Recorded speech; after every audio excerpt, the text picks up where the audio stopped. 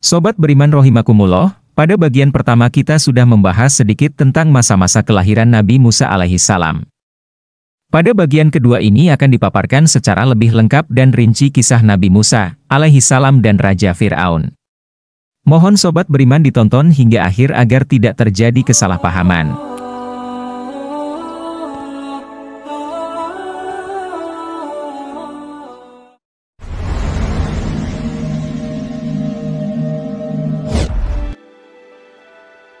Assalamualaikum warahmatullahi wabarakatuh. Kisah Nabi Musa alaihissalam dan Raja Fir'aun bagian kedua. Sekitar 10 tahun lamanya Musa tinggal di Madian, menjadi menantu Nabi Syuaib, dan selama itu pula Musa menggembalakan ternak-ternak Nabi Syuaib sebagai mahar dari pernikahannya dengan putri beliau. Nabi Syuaib memberi Musa sebuah tongkat untuk melaksanakan tugas penggembalaannya. Sebagian riwayat menyebutkan, tongkat tersebut berasal dari kayu surga, dan milik para nabi secara turun-temurun, yakni sejak Nabi Adam hingga kepada Nabi Syuaib. Setelah selesai masa 10 tahun itu, Musa meminta izin kepada mertuanya untuk kembali ke Mesir, menemui dan berkumpul kembali dengan orang tua dan keluarganya yang lain. Nabi Syuaib mengizinkannya. Musa bersama keluarganya meninggalkan Madian menuju Mesir, tanah kelahiran dan tempat tinggal kaumnya Bani Israel. Al-Quran menyebutkan, bi'ahlihi, yang bisa diartikan hanya bersama istrinya, berdua saja sebagai musafir. Atau bisa juga bersama anggota keluarganya yang lain, yang salah satunya adalah Harun. Tetapi riwayat lain menyebutkan Harun adalah saudaranya yang masih tinggal di Mesir. Ketika melarikan diri dari Mesir, Musa memerlukan waktu 8 hari perjalanan terus-menerus sebelum sampai di Madian.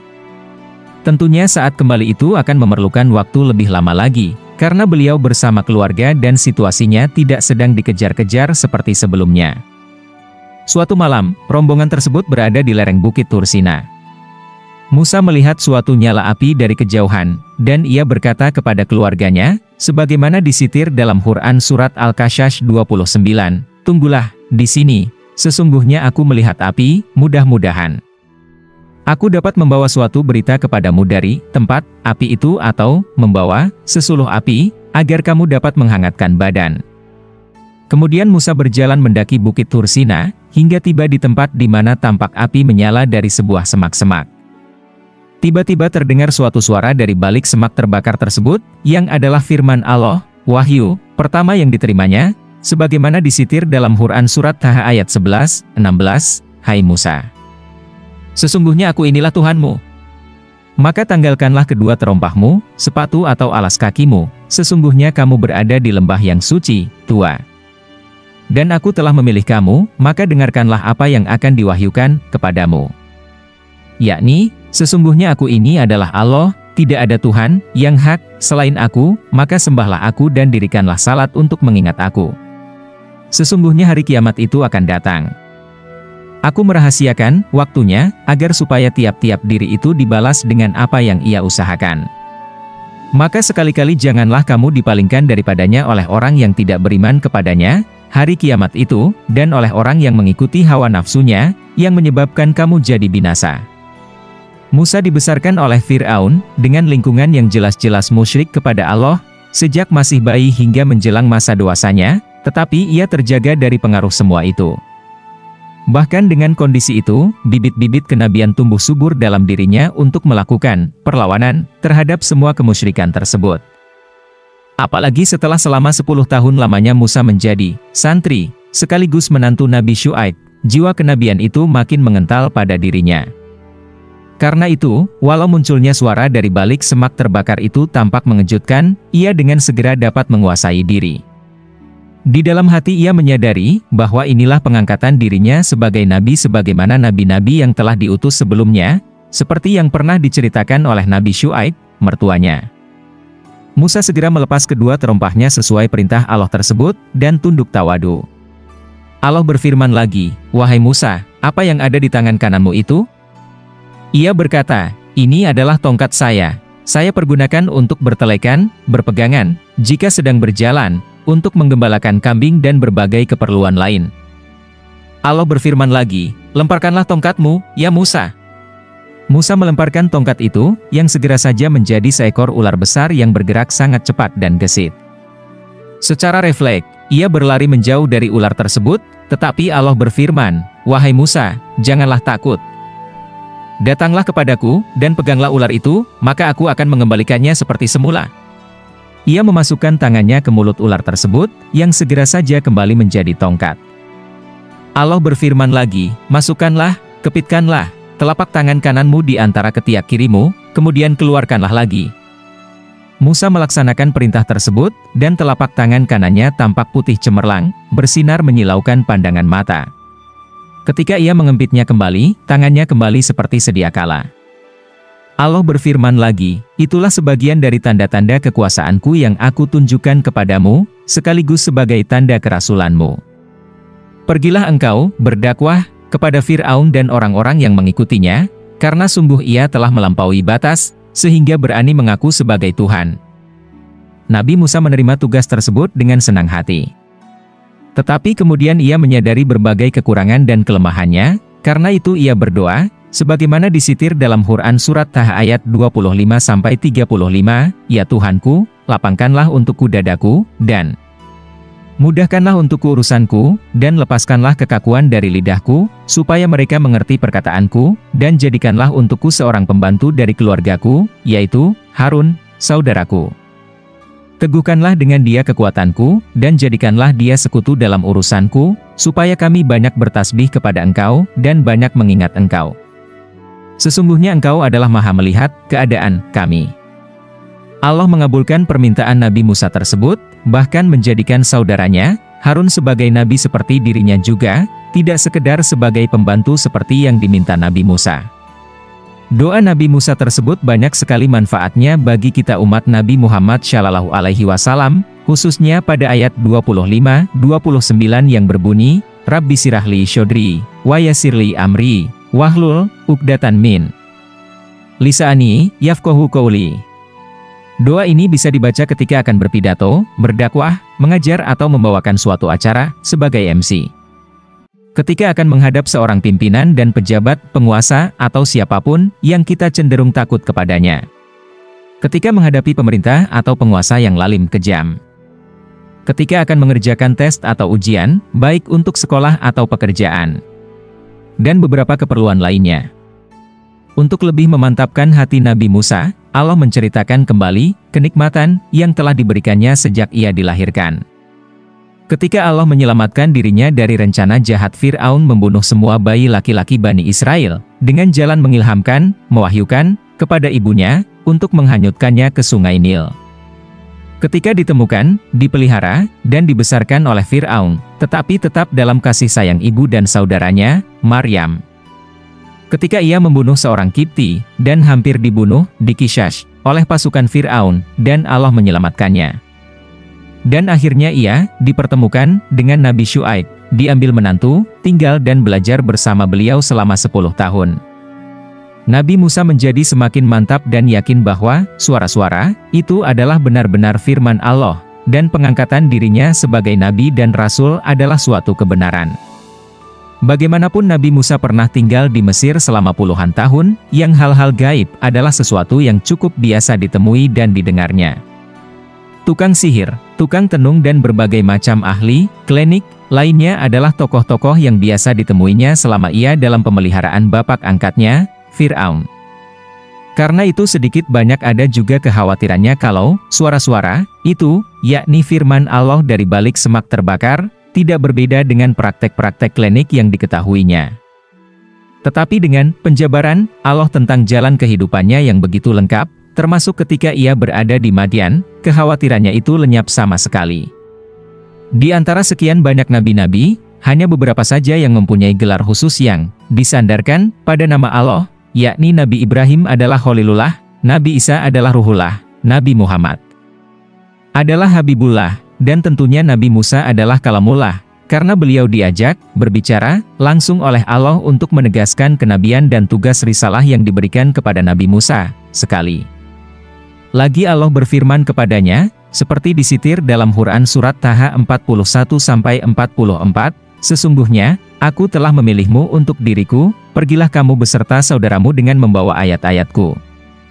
Dan janganlah kamu berdua lalai dalam mengingatku. Pergilah kamu berdua kepada Fir'aun, sesungguhnya dia telah melampaui batas, maka berbicaralah kamu berdua kepadanya dengan kata-kata yang lemah lembut, mudah-mudahan ia ingat atau takut. Bagaimanapun juga Nabi Musa masih manusia biasa, yang sedikit banyak masih memiliki rasa takut. Apalagi menghadapi raja besar dan lalim, kejam, semacam Fir'aun dengan kekuatan bala tentaranya yang begitu banyak, ditambah lagi ia mempunyai kesalahan membunuh salah seorang Kipti. Ia mengungkapkan ketakutan dan kekhawatirannya itu, maka Allah berfirman, "Janganlah kalian berdua takut, menghadapi Fir'aun, sesungguhnya aku bersama kalian berdua, aku mendengar dan melihat." Allah mengajarkan kepada Nabi Musa, bagaimana ia harus menghadapi Fir'aun, dan Allah juga menjanjikan akan menunjukkan tanda-tanda kebesaran dan kekuasaannya yang lain kepada Fir'aun, hingga nantinya berjumlah 9, Quran Surat Al-Isra ayat 101, termasuk tongkat dan telapak tangan kanannya yang bersinar. Musa turun dari Bukit Tursina dengan tekad dan semangat baru untuk mengemban risalah Allah. Ia memberitahukan secara lengkap kepada keluarganya tentang apa yang telah dialaminya, termasuk pengangkatan Harun sebagai nabi mendampingi dirinya. Setelah itu mereka meneruskan perjalanan ke Mesir. Tiba di Mesir, Nabi Musa dan Nabi Harun langsung menemui Fir'aun. Mereka memperkenalkan diri sebagai utusan Allah Tuhan semesta alam, dan menyeru atau mendakwahi Fir'aun untuk menghentikan tindak kemusyrikannya kepada Allah dan penyiksaan kepada kaum Bani Israel. Fir'aun menanggapinya dengan berkata, "Siapakah Tuhan kalian berdua itu?" Nabi Musa dan Nabi Harun menjelaskan risalah Islamiyah yang diembannya. Sempat terjadi perdebatan antara Musa dan Fir'aun, sebagaimana disitir dalam Quran Surat Taha 50-55. Setelah itu Fir'aun berkata, "Jika memang benar engkau membawa bukti yang memperkuat pengakuan kenabian, tunjukkanlah kepadaku." Musa menunjukkan tongkatnya yang bisa menjelma menjadi ular besar, dan juga tangan kanannya yang bisa bercahaya cemerlang. Fir'aun dan para punggawanya berkata, "Sungguh Musa ini seorang ahli sihir yang ulung, sangat pandai." Tentu saja mereka melakukan penilaian dan mengambil kesimpulan sebatas dengan apa yang mereka ketahui, dan mukjizat yang ditunjukkan Nabi Musa mereka anggap tidak banyak berbeda dengan kegaiban-kegaiban yang ditunjukkan oleh para ahli sihir yang tersebar luas di bumi Mesir. Mereka bermusyawarah sebentar, kemudian memutuskan untuk mengadakan perang tanding antara Musa dengan ahli-ahli sihir yang tersohor Mesir pada waktu yang ditentukan. Nabi Musa menerima tantangan tersebut, bahkan menentukan waktunya, yakni pada hari raya penduduk Mesir, dan sekaligus mengundang kehadiran mereka semua. Fir'aun menyetujui permintaan Nabi Musa itu. Tentu saja itu adalah strategi Nabi Musa untuk lebih mudah memperkenalkan dan menunjukkan dakwah Islamiyah kepada masyarakat Mesir, khususnya Bani Israel yang tinggal di sana. Dalam masa menunggu perang tanding itu, Fir'aun berkata kepada pembesar-pembesarnya, sebagaimana disitir dalam Quran Surat Al-Qasas 38, "Hai pembesar kaumku, aku tidak mengetahui Tuhan bagimu selain aku. Maka bakarlah, buatlah, hai Haman untukku tanah liat, kemudian buatkanlah untukku bangunan yang tinggi supaya aku dapat naik melihat Tuhannya Musa, dan sesungguhnya aku benar-benar yakin bahwa dia termasuk orang-orang pendusta." Haman melaksanakan perintah Fir'aun tersebut, dan ketika bangunan tinggi telah selesai dan Fir'aun naik hingga puncaknya, ia memandang berkeliling untuk mencari dan menemukan Tuhan yang dimaksudkannya sebagai Tuhannya Musa, dan tentu saja ia tidak menemukan apa-apa. Hal itu makin membuatnya sombong dan berteguh bahwa ia adalah Tuhan yang sebenarnya bagi masyarakat Mesir. Ketika tiba pada waktunya hari raya tersebut, masyarakat Mesir berkumpul di suatu lapangan luas. Ratusan atau mungkin ribuan ahli sihir telah siap dengan peralatan sihir mereka, berhadapan langsung dengan Nabi Musa dan Nabi Harun.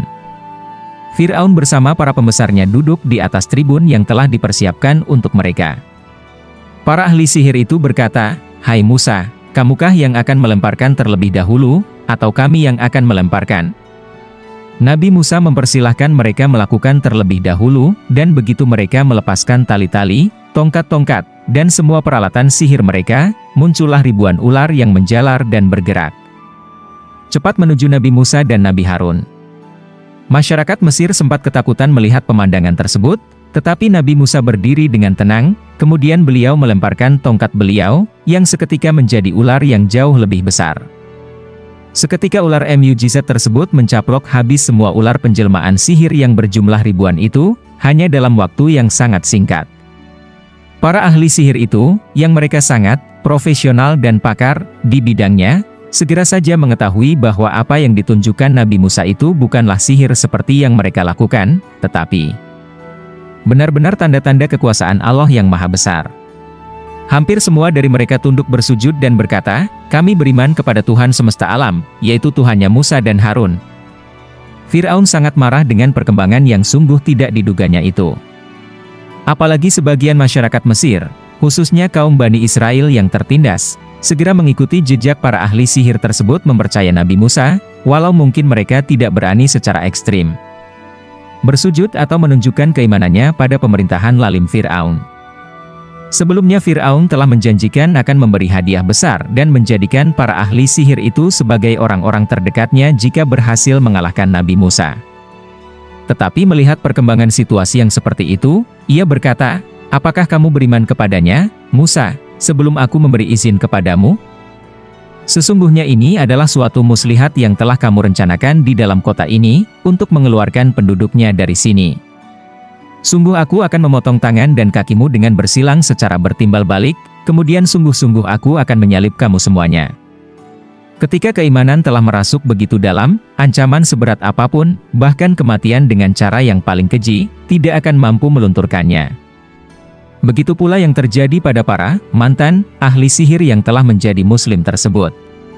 Dengan tegas mereka berkata, "Sesungguhnya kepada Tuhanlah kami kembali. Dan kamu tidak menyalahkan kami, melainkan karena kami telah beriman kepada ayat-ayat Tuhan kami ketika ayat-ayat itu datang kepada kami." Setelah itu mereka mengangkat tangannya dan berdoa, "Ya Tuhan kami, limpahkanlah kesabaran kepada kami dan wafatkanlah kami dalam keadaan berserah diri kepada Mu." Walaupun telah mengancam seperti itu, ternyata Fir'aun tidak berani mewujudkan ancamannya begitu saja. Sedikit banyak mereka merasa ngeri dengan kemampuan sihir mereka, apalagi ditambah dengan sihir Nabi Musa.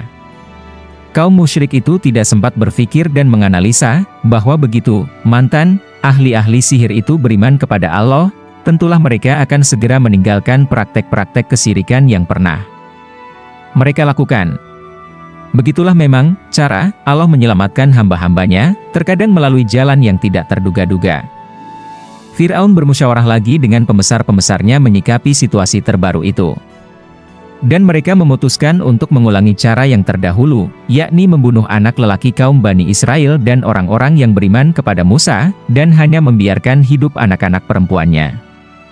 Mendengar rencana tersebut, mereka mendatangi Nabi Musa dan beliau berdoa kepada Allah untuk memohon pertolongan dan perlindungan, sekaligus meminta Allah membinasakan Fir'aun dan bala tentaranya. Allah mengabulkan doa Nabi Musa tersebut. Sebelum Fir'aun sempat merealisasikan rencananya, Mesir dilanda kemarau panjang dan paceklik yang sangat menyengsarakan rakyat dan merepotkan pemerintahan Fir'aun. Inilah tanda-tanda kekuasaan Allah dan kebenaran kenabian Nabi Musa ketiga, yang ditunjukkan kepada Fir'aun. Belum lagi masalah itu dapat ditanggulangi, buah-buahan yang biasanya membanjiri bumi Mesir, baik dari produksi lokal, atau kiriman dari daerah-daerah lain di sekitar Mesir, tiba-tiba berkurang dan akhirnya menghilang. Inilah tanda yang keempat. Negeri Fir'aun yang terkenal makmur jadi terpuruk dan merana. Ketika mereka gagal melakukan berbagai upaya untuk menanggulangi masalah tersebut, Fir'aun mengirim utusan kepada Musa. Mereka meminta agar Nabi Musa berdoa kepada Allah agar paceklik yang sedang melanda segera berhenti. Dengan senang hati Nabi Musa memenuhi permintaan mereka, dan tidak lama kemudian hujan turun.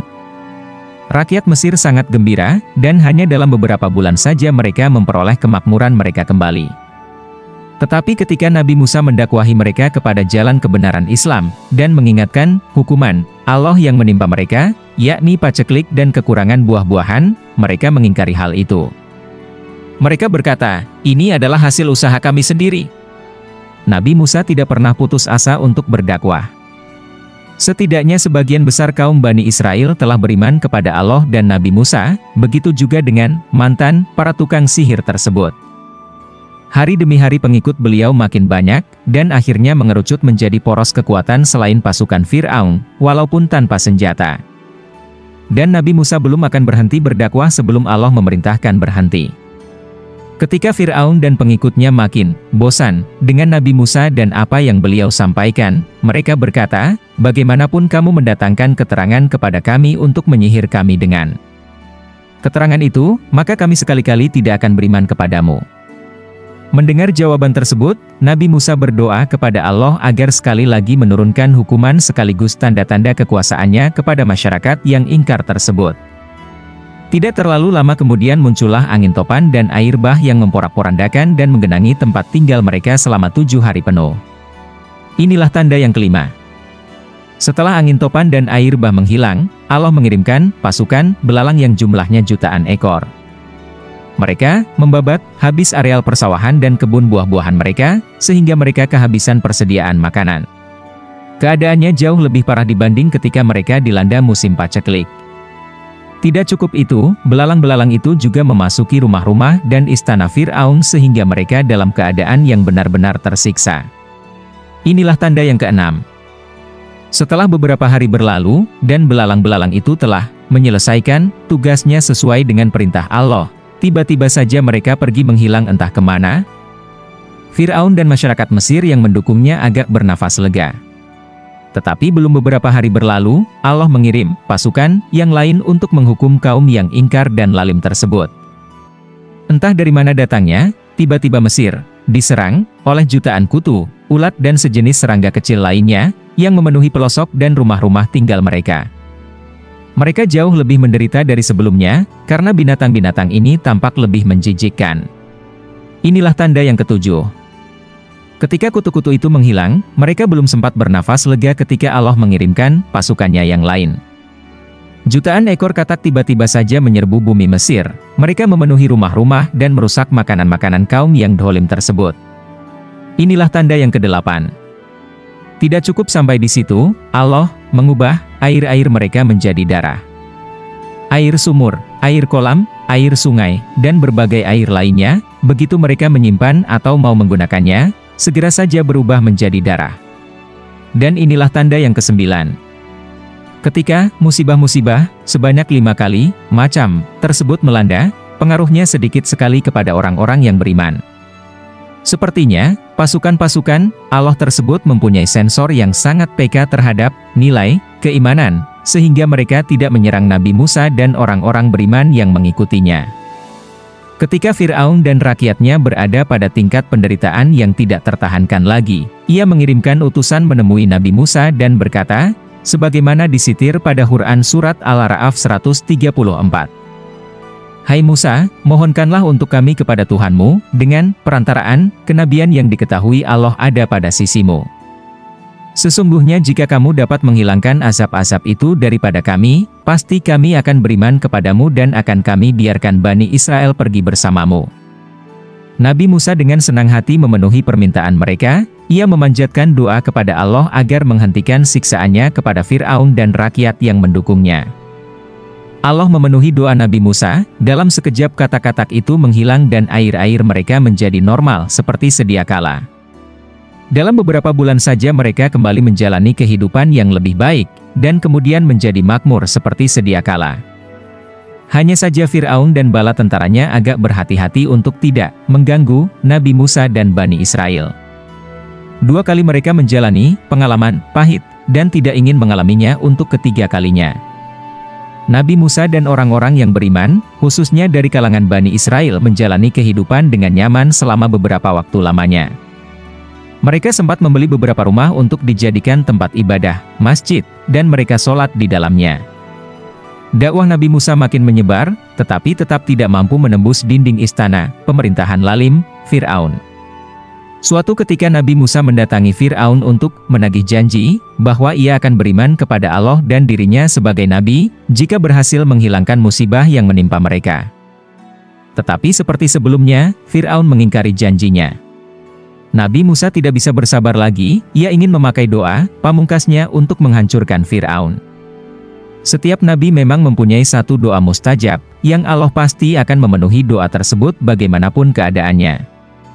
Dan hampir semua nabi telah menggunakan doa tersebut ketika masih hidup di dunia, termasuk Nabi Musa dalam keadaan di atas kecuali Nabi Muhammad Shallallahu Alaihi Wasallam. Beliau, Nabi Shallallahu Alaihi Wasallam, menggunakan doa mustajab tersebut untuk menyelamatkan, memberi syafaat, kepada manusia, khususnya umat beliau pada Yaumul Mahsyar kelak.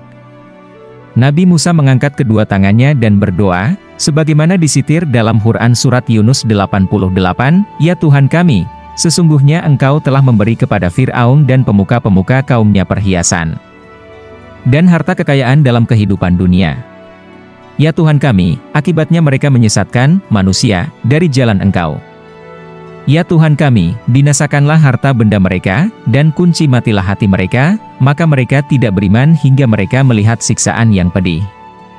Allah mengabulkan doa Nabi Musa tersebut, tetapi dia tetap memerintahkan untuk tinggal di Mesir, sampai waktu yang diperintahkan, diizinkan, untuk meninggalkan negeri itu.